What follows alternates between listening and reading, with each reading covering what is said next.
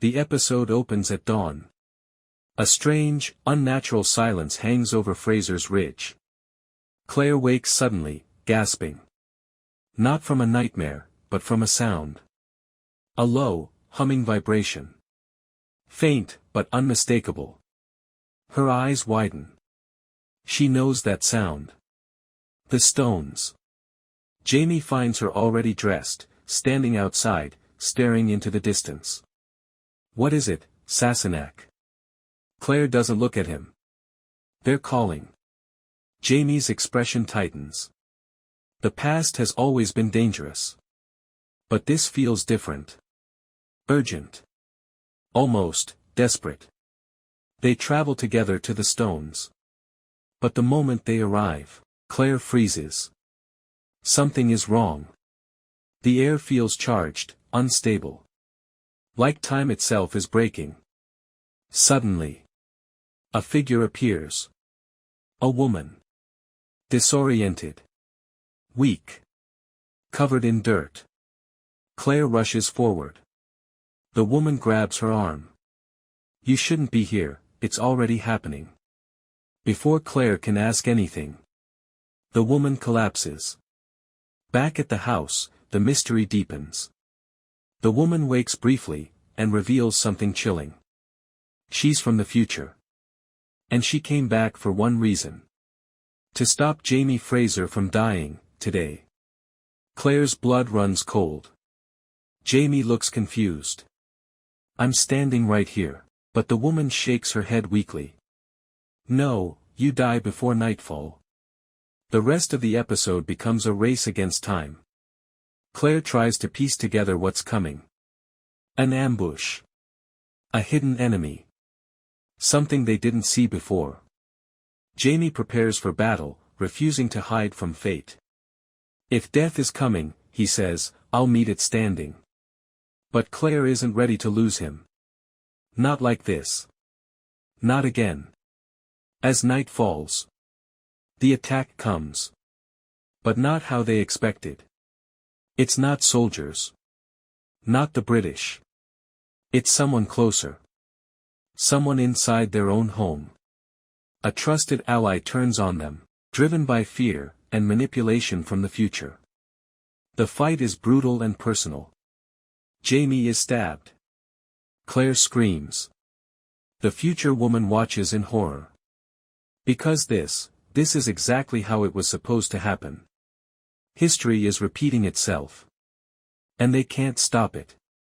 The episode ends with Jamie collapsing in Claire's arms, his life slipping away. As Claire whispers through tears. I will not lose you again. The episode opens in chaos. Claire refuses to accept Jamie's death. She turns back to the stones. Desperate. Broken. Determined. The future woman follows her. Warning her, you can't change this.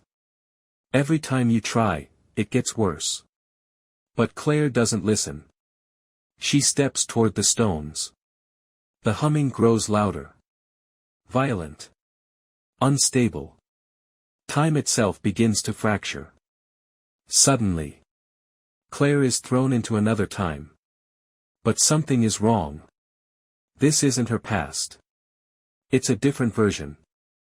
A world where Jamie survived, but became someone else. Hard. Cold. A man shaped by loss. Claire watches him from a distance. She realizes the truth. Saving Jamie changes him.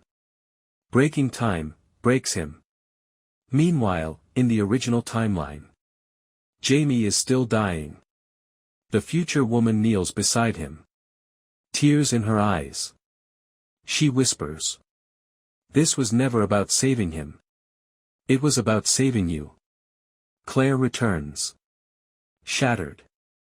Faced with an impossible choice, save Jamie, and lose who he is, or let him die, and preserve the man she loves. The final moments are quiet. Painfully quiet. Claire holds Jamie's hand. Tears fall freely now. Jamie looks at her weakly.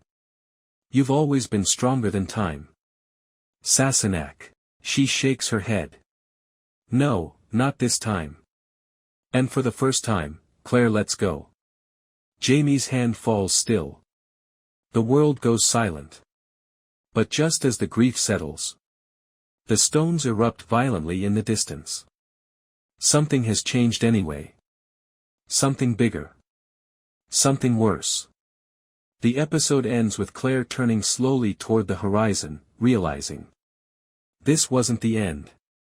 It was the beginning of something far more dangerous.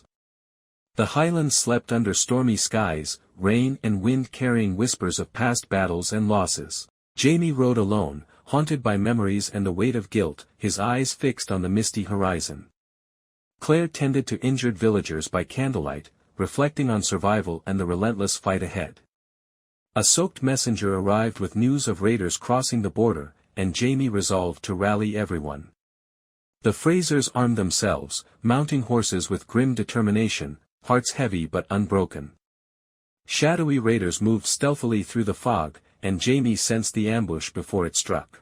Arrows streaked through the mist, swords clashed, and the battlefield erupted in chaos and screams. Claire assisted the wounded, while Jamie fought fiercely, every breath a defiance against the darkness. Blood mixed with rain, and fear and adrenaline pulsed through the Frasers as they struggled to survive.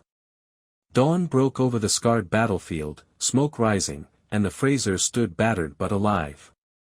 Jamie and Claire surveyed the misty hills together, finding hope amid loss and resilience in each other. The storm passed, but its echoes lingered, a reminder that endurance and love would always endure.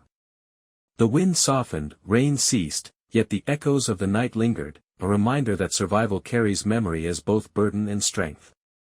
The hills seemed to breathe with them, carrying whispers of triumph, sorrow, and the enduring spirit of the Frasers.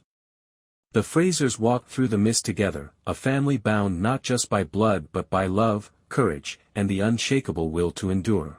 Jamie's voice, quiet and resolute, whispered to the wind, to the hills, to the ghosts of the past, promising that they would rise again, stronger, together. Claire's eyes met his, filled with understanding, grief, hope, and unspoken vows, the weight of survival tempered by love's persistence. 895.